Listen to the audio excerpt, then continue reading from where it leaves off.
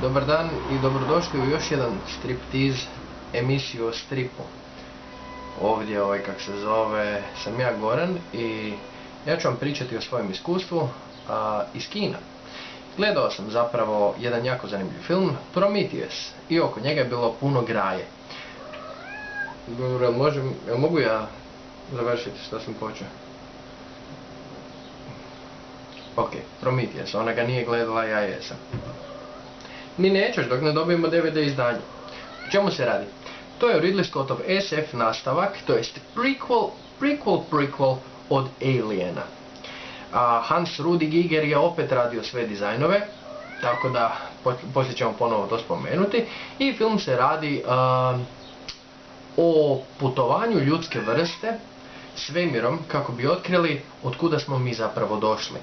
Ko su naši stvoritelji, da li su to bili alieni i ako su oni naši stvoritelji, ko je njihov stvoritelj? Film postavlja onako dosta zanimljiva ta pitanja. Sad, osim toga, već sam spomenuo da su Hans Rudi Giger i Scott, stari prijatelji, radili cijeli film totalno onako kako su radili, stare Aliene, uz jednu iznimku. Tu i tamo sam čuo komentare kao joj, neuvjerljiva gluma. Dobro, ima malo neuvjerljive glume od nekih likova, zato jer ima puno likova.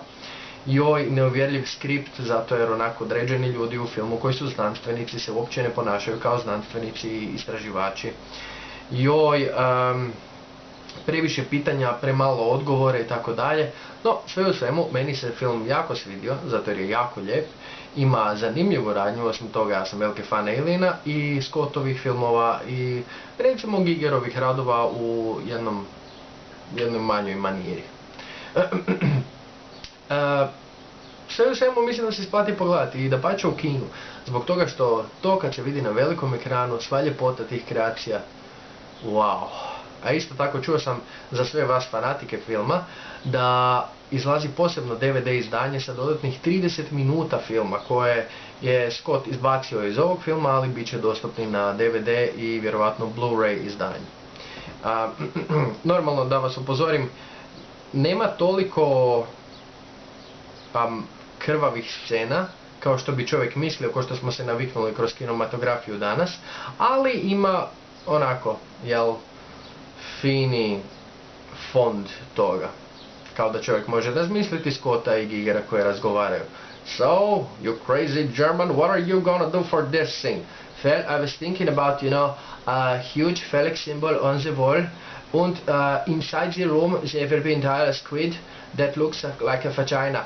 And from it I will shoot a giant phallic, tongue that will insert itself into a mouth. Yeah, that will be good. Phallic into the mouth. You crazy German bastard, you worked the last time, let's see you. Tako da, za sve vas koji govorite engleski. Zašto ne malo zabavnih dijelova? Ko zna, možda ću i na hrvatskom nešto. No, sve u svemu to je to. Prometheus. Odite, pogledajte ga, isplati se.